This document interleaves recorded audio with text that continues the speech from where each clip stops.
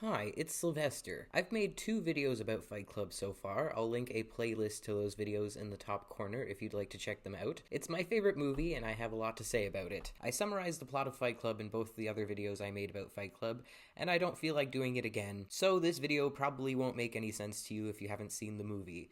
Also, there will be spoilers in this video. You have been warned. In the last video I made about Fight Club, I said that they only break the fourth wall once at the end of the movie, which was really dumb because they break the fourth wall many times in the movie.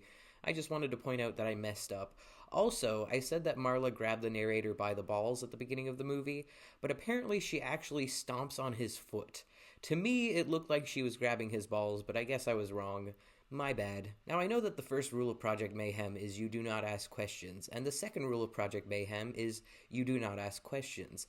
But I'm not a member of Project Mayhem, and I have some questions. My first question is, why does the narrator have to fly all over the place to check out burned and broken cars? I know he's supposed to be a recall coordinator, and his job is to determine whether it will cost the company more to do a recall or just pay the court settlements. But why does that involve him traveling? Can't he do that from his desk? Why does he have to look at the cars that have malfunctioned and see all the gore that goes along with that? I mean, I'm not a recall coordinator, nor do I know any in real life, so maybe that's actually how it works, but it seems unnecessary to me. My next question is, why is Bob allowed to wear a shirt when he fights? One of the rules of Fight Club is that you must remove your shirt in order to fight. I mean, I know the answer to this question. It's because the actor Meatloaf was wearing a fat suit with big fake man boobs, so he couldn't take the shirt off. But, in the context of the movie, it doesn't make sense. It would mean that Tyler made an exception for Bob, but Tyler isn't known for making exceptions. He's generally pretty strict with his rules. In a way, it feels almost fat-phobic, like Tyler allowed Bob to wear a shirt because he didn't think anyone would want to see Bob's naked torso. When Tyler goes to get Marla at her apartment, he throws a lit cigarette down in the hallway of the apartment building and doesn't even step on it to put it out. Why isn't he scared he's going to set the whole building on fire? I know his whole thing is that he doesn't care, but he should care at least a little bit about fire safety.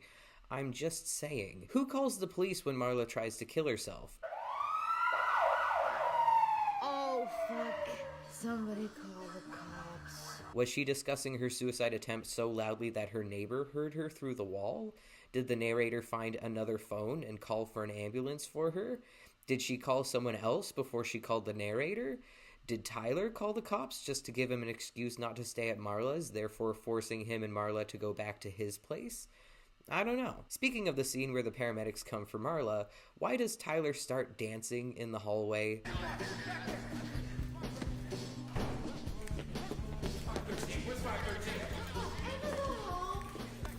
If he's trying to act nonchalant, I don't think that's the way to do it. There's nothing inconspicuous about a man randomly dancing in a hallway without any music. It's a silly thing for him to start doing, but I love it, and it's one of my favorite scenes in the movie. Why do the Space Monkeys, which is what members of Project Mayhem are called, carry Bob's body back to the house on Paper Street when he gets shot in the head?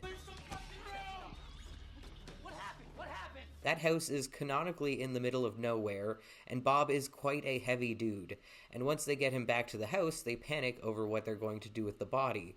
So, why didn't they just leave it? They really should have just left him behind. He was already dead.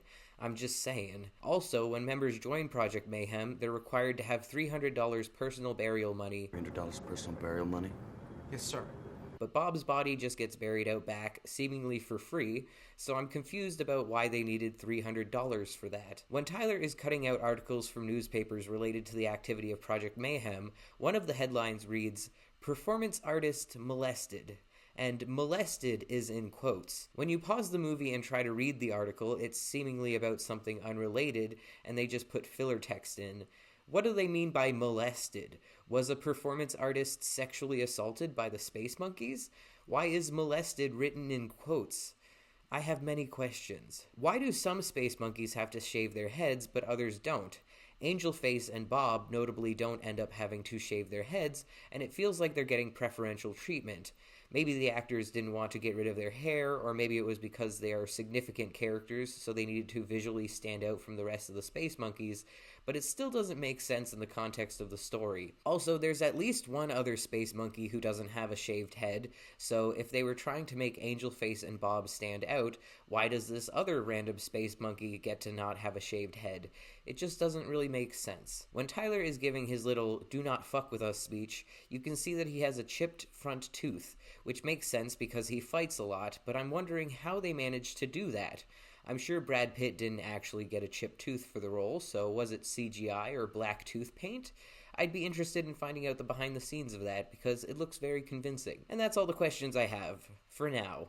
As I've said before, I can talk about Fight Club for hours, so I'll probably make another video at some point, but for now, that's all I have to say. Thank you so much for watching, have a great day, stay frosty, bye.